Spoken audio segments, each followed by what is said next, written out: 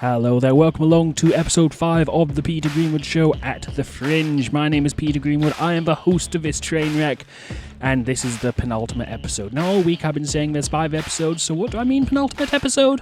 Wait until the end to find out. There's a little bit of news, there's a secret I've got for you all, but that is for then, this is for now, and I've got so many guests coming up. I've got Frank Skinner.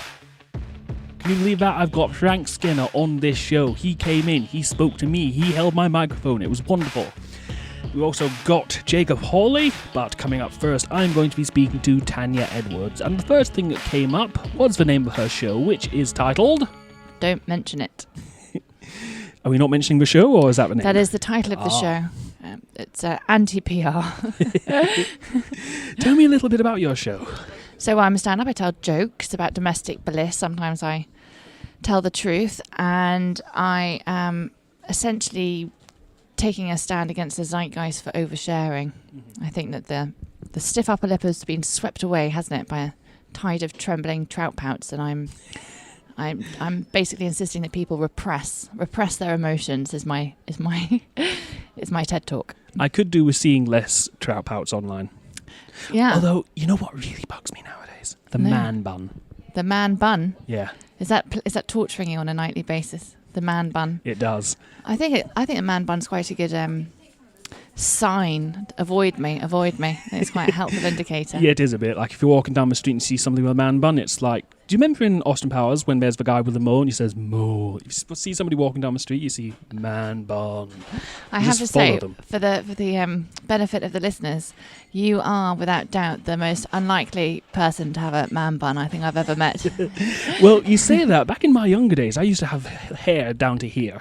But I can guarantee you never put it up in a bun. I never put it in a bun. Exactly. Ponytail and pleats sometimes. Genuinely pleats. But Yeah. So maybe this is pleats Scottish for plaits? yes. Ah. Maybe this is just some sort of inner turmoil that you didn't seize the man bun moment yourself. Maybe I've... This is going deep. This is therapy now.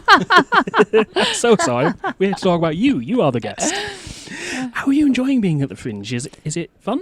It's a different experience this year. I'm here with my new baby, my toddler, my mother for a considerable stretch. It's a dream come true. No, it's very different. It's not fun. I'm looking at the festival from a purely working side. The stage bit is great. I love performing my shows, and hopefully when everything settles in, I will catch some other people's. What are you looking forward to seeing at the Fringe this year? I love stand-up, so Luke McQueen, he's always brilliant. Danny Ward, love him. Candy, Gigi Markham is absolutely sensational. She's at the Monkey Barrel this year as well. There are loads of people. Tiff Stevenson, Lou Sanders, Jen Brister, Pierre Novelli, Steve Bugeja. I mean, there's so many people. Phil Wang. I mean, loads. Yeah. Loads. You do get a good crowd up here at the Fringe. Leo Curse, he's funny. He's got a great joke about turtles. I'm completely obsessed with it. You should check it out online. I tried to tell it to someone the other day and I massacred it brutally, so I won't do that for posterity. But Jokes about turtles. It's a joke. I'm not going to ruin it, but you should definitely check him out. Very funny joke writer. Jeff Norcott, he's up here. Everybody. Where can people find out more about you and your show online?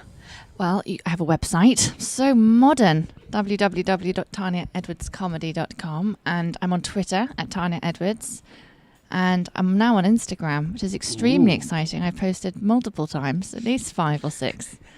They're going wild on my agency. Look at this girl. She's hot on the social media. So there I'm on Tania Edwards Comedy. It's always with an I, in case that's why I don't have a following yet, because people are still Googling my name wrong. It's with an I, folks, yes. Yeah. Go find Tania on the social media. Tania on the social media. Yes, My Tania, apologies. Tania. Well, however you want to pronounce it. I'm really not that bothered. Thank you for coming along today. Thank you for your time. Thank you so much for having me. My pleasure. Tania Edwards, Don't Mention It, is playing at the Monkey Barrel 2 up at the Monkey Barrel and is playing on the 10th until the 13th, then from the 15th until the 25th. My next guest is Steve Bugeja, and as I did with Tania, I started by asking him about the, shall we say, the interesting choice of the name for his show. Single Mum. Yes. There's a story there. What is... At least I assume there's a story. I am a single mum. That's what the show's about. Right. No, it's not. It's about my mum. It's about my mum, who was single when I was growing up. And it's just the story of her kind of trying to find a partner and me helping her trying to find a stepdad when I was about 7, between the ages of 7 and 11. And I think it's a funny story. It's a heartfelt story. And my mum hasn't seen it yet, so I'm looking forward to her coming on the 15th of August. I don't want to spoil the end, but how did that turn out?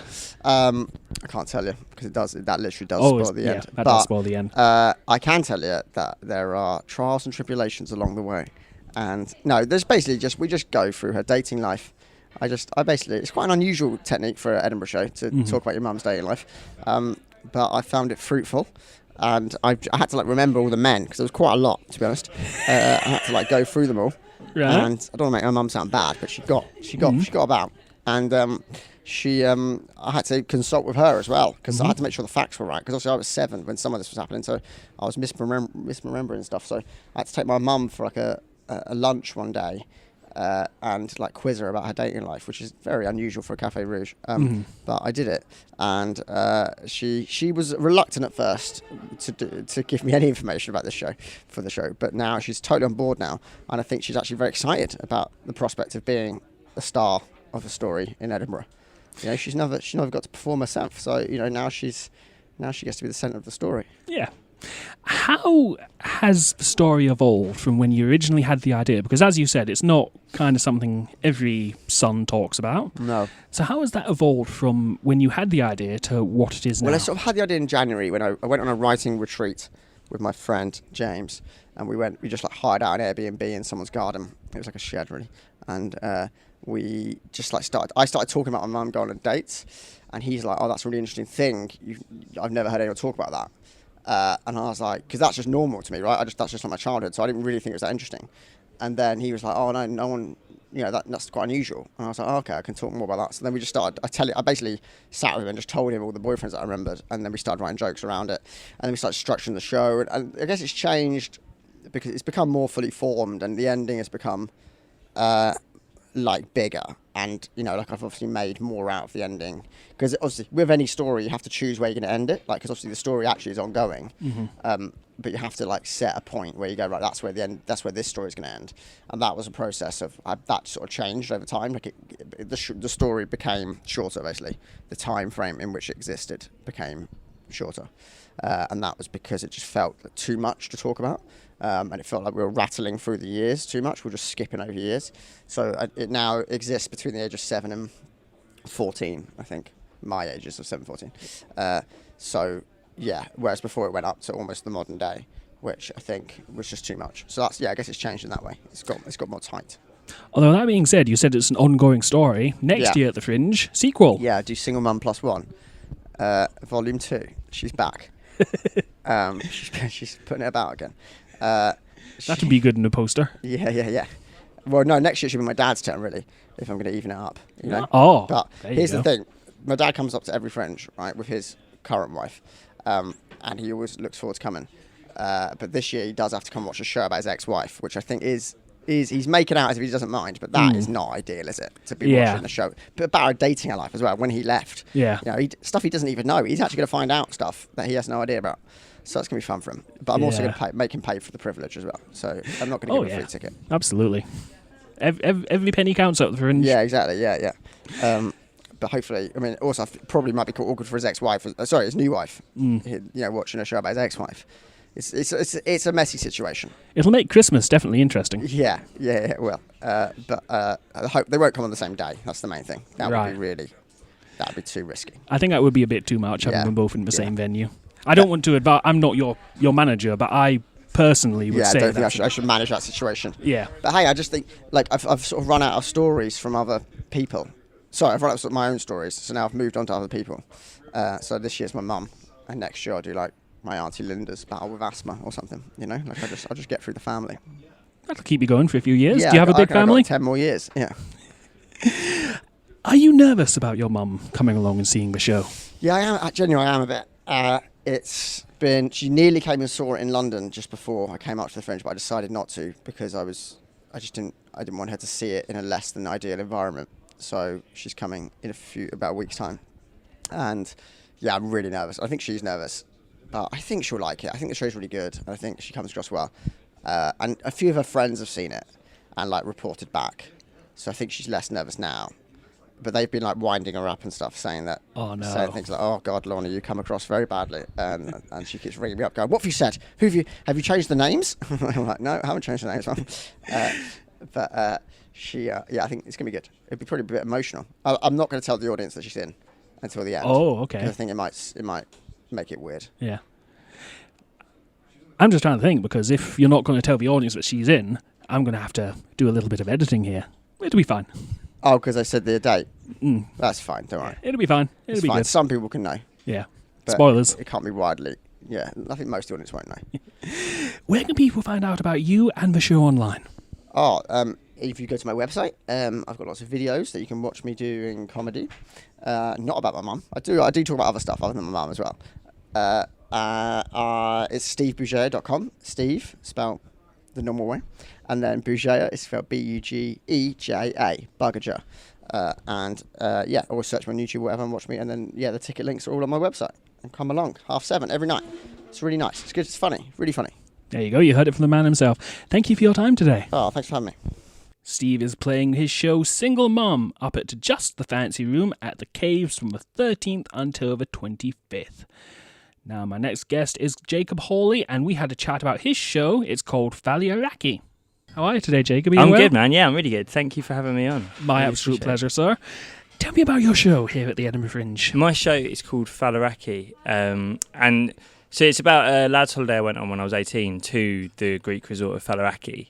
So that's the sort of daft description of it. The more sort of serious, highbrow description is that it's the retelling of two love stories in a way that discusses feminism and mental health from a working class perspective. So it's your pick, whichever one of those you want to dissect. I'm not sure where to begin with that one. Yeah, it's ambitious. Yeah. And it's good. I'm enjoying it. How long have you been working on the show for? That's a good question, actually. I mean, ostensibly, I'd say a year since the last one, but I did sort of have the idea for it a little bit before that.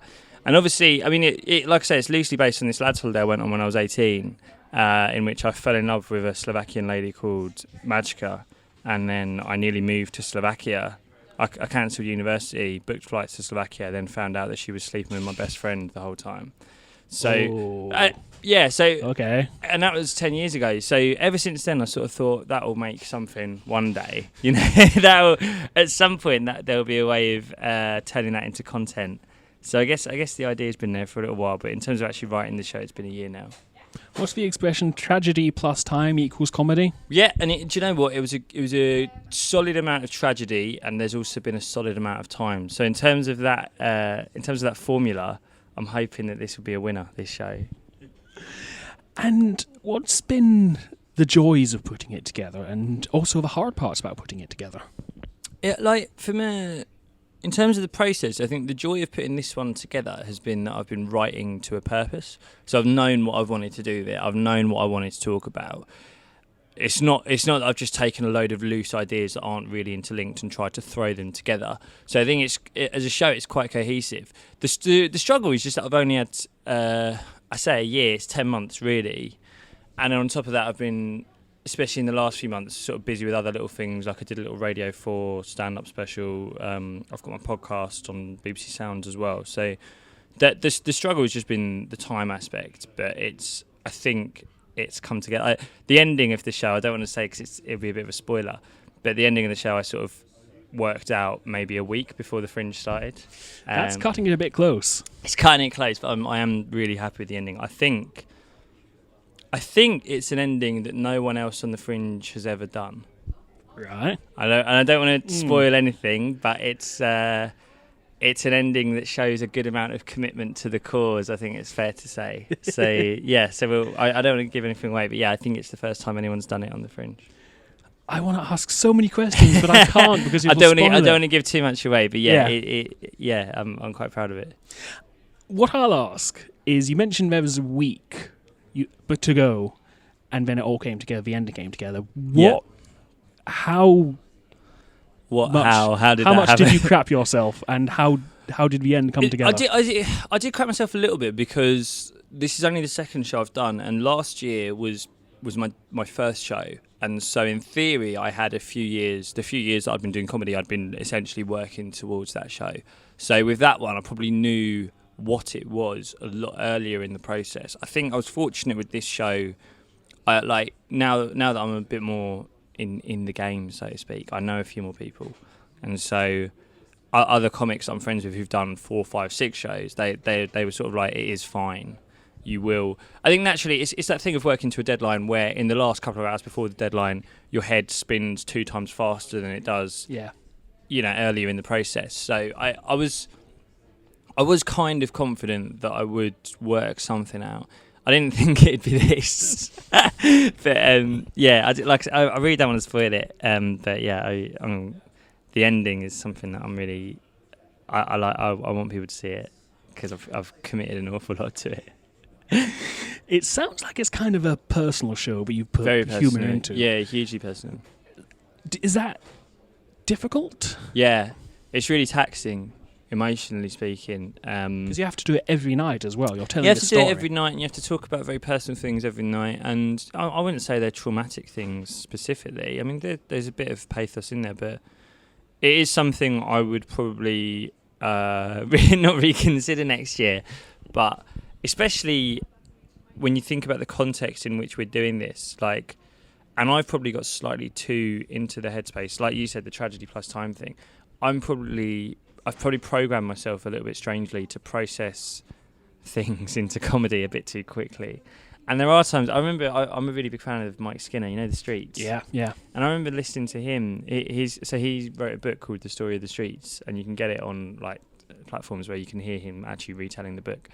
And he talks about a song called Dry Your Eyes, the hit about breaking up with someone, which is a really smart song where he sort of gives a really emotional account of a breakup without actually talking about emotions. The whole song is just physical actions. I moved my hand, I did this, blah, blah, blah. But he sort of says he's been doing that song for nearly 15 years at festivals and stuff. And of course he isn't still crying about that breakup when he does the song. But there is still something of reopening a wound every time you do. Especially, he's got another song actually. I just talk about him all the time. That's fine. I hope he does the same. But he's welcome to come on this show. I'll email him. He's got another song called Never Went to Church about his dad dying, and I went to see him this year, and he's still crying on stage when he does that song. Really? And so I think I can't compare myself to him at all. I'm performing to less than 50 people in a sweaty room in Scotland most of the time. I think he's just finished an international tour in New Zealand. But I think there is something about that when you do stuff that's quite personal. Of you do have to reopen wounds a lot, and you do. And I'm actually really worried about my parents seeing this show because there's things I sort of talk about, not overly dark stuff, but there's a bit of stuff about mental health problems and stuff like that I haven't actually spoke to them about personally. So I'm actually quite frightened of them seeing this one. Even though my first show I spoke about them a lot, and I said, I took the piss out of them viciously in my first show, but they were cool with that because they can take the piss and they're fine. I think this one I'm actually really worried about them seeing because I think there's some stuff I talk about specifically at the end of the show about the sort of struggles I've had that I haven't spoken to them about personally, and so I'm quite worried about their reaction to that. So yeah, it is difficult doing stuff that's so openly autobiographical and personal. There is, and you mentioned it there, you touched on it there is, no matter how much time goes on, if you're sitting on the train and a song comes on that reminds you of somebody, and no matter how much time goes on, it'll still come back when you listen to a song or somebody says something which reminds you of the person, it all comes back. It must be difficult. Well, I think so. I read something about I read this really good book by a guy called John Gray about memory last year and about how memories work, and he has this theory that you don't actually remember the specific situation or incident, you remember the last time you remembered it. Have you heard about that? Yeah. And do you know what, it's really interesting. I had a bit in my last show and it was about an encounter that I had at Berlin Airport a few years ago at the start of the migrant crisis, where I was at Berlin Airport at the time that Germany were taking in a lot of refugees, and myself and my friend saw about 100 people who'd travelled from the other side of Europe who were sort of African and Middle Eastern refugees who'd been taken into Germany, and we saw these people actually walk in front of us holding all their belongings, some of them not wearing shoes, carrying children. And it's one of the most visceral things I'd ever seen. Like pure humanity walking in front of you. You know, the sort of extremity of how much certain people can suffer and how others can look after them. And it was one of the most amazing things I've ever seen. However, I had a bit of material about it in my last show, so I did that 25 times at Edinburgh, 20 times in previews, a few times on, not tour, but taking it around the country. I don't remember that incident now. If I try and remember that incident now, I just remember being in a dark room, saying it into a microphone with a light shining on me. So that memory's gone. So, and I think that's probably, there are things within this show now that I'm talking about that are quite personal incidents that at the moment I can still remember the incident, whereas I'm pretty sure by the end of Edinburgh I won't. I'll just remember the retelling of it. So I don't know whether that answers your question, but I think it's quite an interesting thing about memory. What's also quite interesting about memory, and we're going way off topic here, but what's interesting about memory is that I read that you don't actually remember pain. Like if you fall and break your arm, you'll remember breaking your arm and you'll remember the feelings you felt about that, but you won't remember the pain. You won't remember the specific feeling. Yeah, and I think that's probably like a sort of flaw in our psyche, isn't it? Because it's one of those things where if we remembered pain properly, we'd probably avoid doing things more that causes pain. I mean, every time I drink 10 pints and think that I can wake up the next morning, I'm forgetting the pain that's going to cause me. So yeah, that's probably true, man. How are you enjoying being back at the Fringe again? I'm really enjoying it. I feel very strange. I mean, look, it's 4 days, well, actually, it's nearly a week now I've been here. It's a really strange feeling because last year was like, and I think it's a problem in comedy that we have this big thing about debuts. You know, we so much attention, and it's much easier for me to say this now that I'm not doing one. But so much attention is given to people's debut their first year, and so I kind of feel a little bit away from that now. I feel like there's slightly less pressure, and that's quite relaxing. But then there are times where you're like, you know, we're obviously all ego driven. There's times where it's like, why aren't they talking about me? You know, but then my name should be here. Yeah, exactly. But at the same time, I am enjoying. I feel really relaxed this year, and it's like I've got a few little exciting things that I know I'm going to do after the Fringe already. So yeah, I feel good. I feel really nice. I really love this show. I prefer this show to last year's show, and I just love doing it. I just really want more people to come. Sounds like a comfortable position to be in, though. It's all right. It's. I think you can never quite be comfortable doing this. You can only ever really plan like 3 months ahead. Yeah. Which is when the current invoices will be paid. But it's yikes. But it's quite nice. I feel really relaxed this year. I think the most important thing with any of this is just having a show that you like, that you're proud of, and that you enjoy doing. And I'm lucky enough to have that. And I think so long as that's all good, and so long as I keep improving it every day, that's one thing I'm really trying to do is make something better every single day. I think as long as I keep doing that, I'll be good. Where can people find out more information about you online and about the show? So they can find out more about me on Twitter at Hawley Jacob, on Instagram at Jacob Hawley. I've got a website actually. I keep forgetting that I have that until once a year GoDaddy phoned me and asked for 40 quid. But every so often GoDaddy phoned me and it's like, "Hi, I'm from GoDaddy. I just want to know if there's anything I can do for you." No, if there was something you could do for me, I would ask you. Leave me alone. Yeah, and then give me £40. Yeah. But yeah, so I've jacobhawley.co.uk is my website. So all the information to everything is on there. Jacob, thank you for your time today. Mate, thank you so much. I really appreciate it. My pleasure, sir. Valley Iraqi is by Jacob Hawley. He is playing it up at Just the Tonic at the Mash House from the 13th until the 25th. And Ray Badran is how you say it. Ray Badran. He was next to join me up on the couch, and before we started, we wanted to make sure that he got a special dedication across. He wanted to dedicate this interview to somebody. This is the Peter Greenwood Show, and right at the start, could you tell me your name and what you do, please? My name is Ray Badran, and I'm a comedian, stand-up comedian. And who are we dedicating this interview to? I'm dedicating this to my PR agent, Florrie, who's been so lovely. And, Florrie's been lovely, hasn't she? She's the best. So she's also just sitting right in front of me. Yeah, she's about 3 feet away from us. Yeah. I hope Florrie doesn't hit us when we're done with this. In the other interviews, I slag her off in most of the other interviews, but yeah, she's just sitting in front of me, so it'll be nice.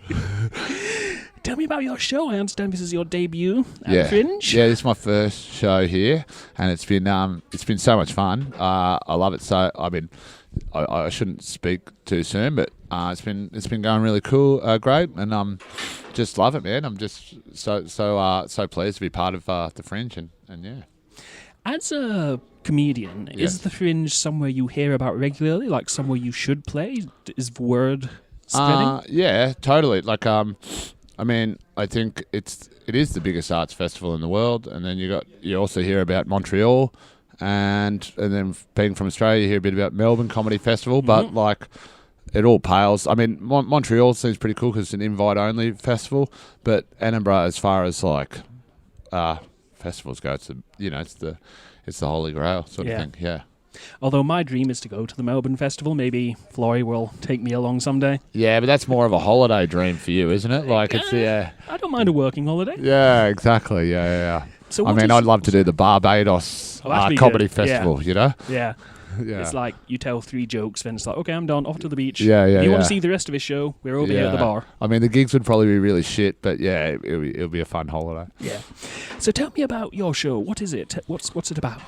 My show is about just all the big issues in life, like computers and sandwiches. I love a sandwich. And jackets. What else do I talk about? Pizza. So just, and a lot of stuff in my apartment as well. So I talk about that kind of stuff. They do say what you see. Yeah, talk about what you know. So That's it. That's what I try to do. When you have to apply for a Fringe show, right? When you have to fill out a form, and it talks about like what the warnings in your show. So I have like smoking is one of them, and like violence or swearing, and you have to sort of tick these if you've got these in your show. And one of them says walking, and I didn't know what to do, and I thought, oh, well, I'd like the option to walk, so I checked it. I thought, how else did they expect me to get out on stage? And then I checked, like, just a week before the Fringe. My show is actually advertised as like a walking tour.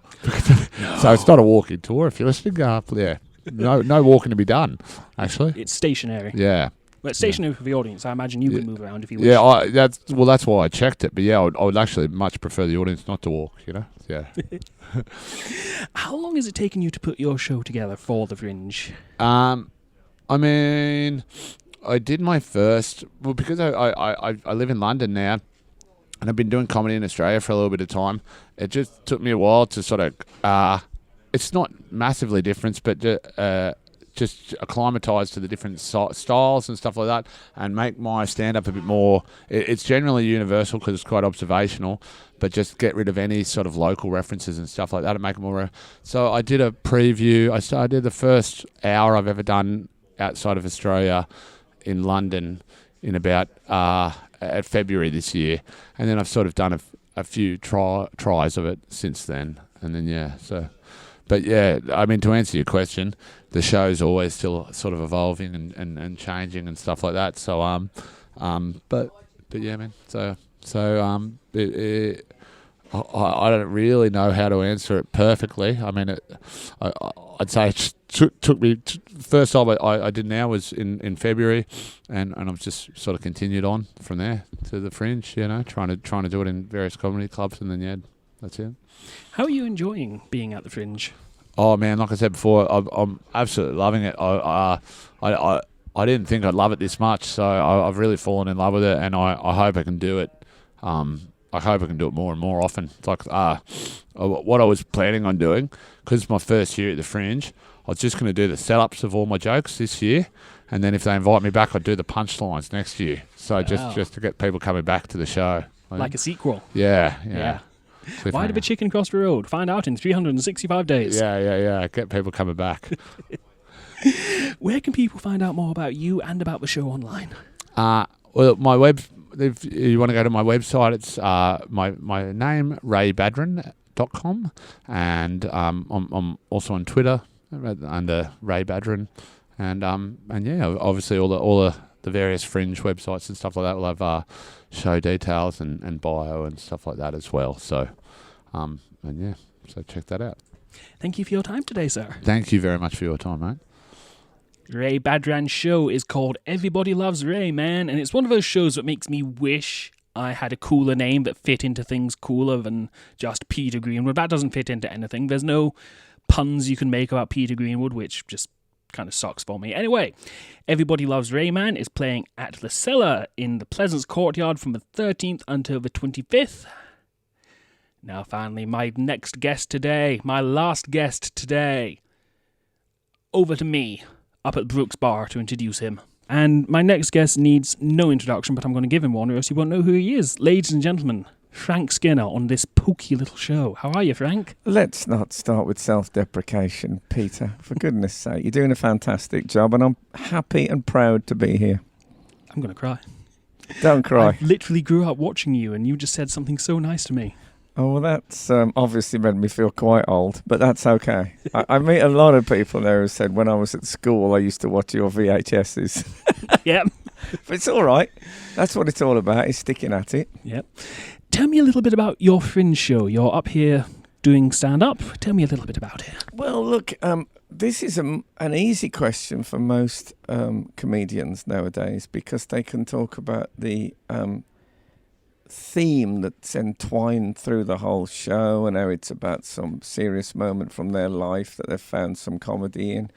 But I don't do those shows. At this point, I might do one later on. My shows are basically about making the audience laugh as many times and as loudly as I can. So my show is a sort of more, it's in the same Venn diagram as tickling. Right. So there are no or very few profound messages or journeys for the audience to go on. It's all just stories. Yeah, it's you know, I'm a sort of a old-fashioned comedian, I suppose, and it doesn't mean that anything goes by any stretch. I only want them to laugh at things I want them to laugh at, but yeah, there's no story. It's not about anything other than me and my life. What's been the audience feedback to it? Because obviously you're Laughter. Frank Skinner. Have you been enjoying the audience feedback? Yeah, the audience is... they've been great, actually. They've been a very mixed bunch of people, and which I really like. And, I mean, all age groups and loads, you know, there's probably equally balanced men and women. It's not like the day when there used to be 30 blokes with football shirts in the front row. There's a few of them left, but not many. And they've laughed heartily, and it's been really incredibly pleasurable thus far. Do you still enjoy getting up on stage and doing stand-up? Well, you know, most people at this festival are here because they want to be discovered or they want, you know, fame and fortune. I'm not saying that's a bad thing to want.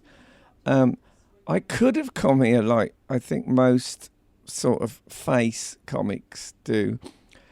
And if I took the amount of tickets I've sold at this festival, I could have done 3 or 4 nights at the Playhouse and then cleared off.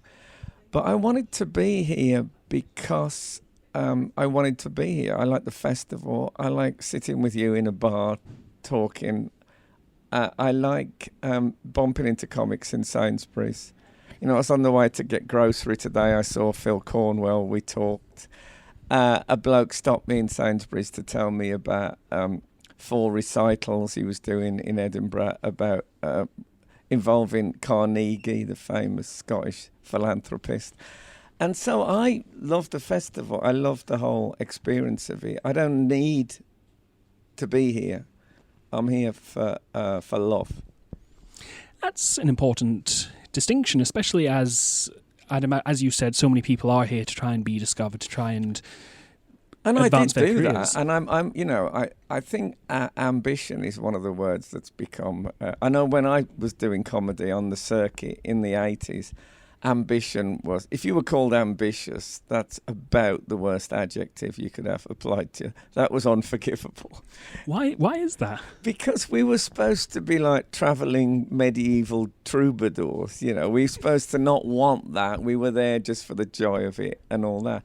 I think it's possible to have both. Not that I was incredibly driven, but when it came, I was very happy to embrace it.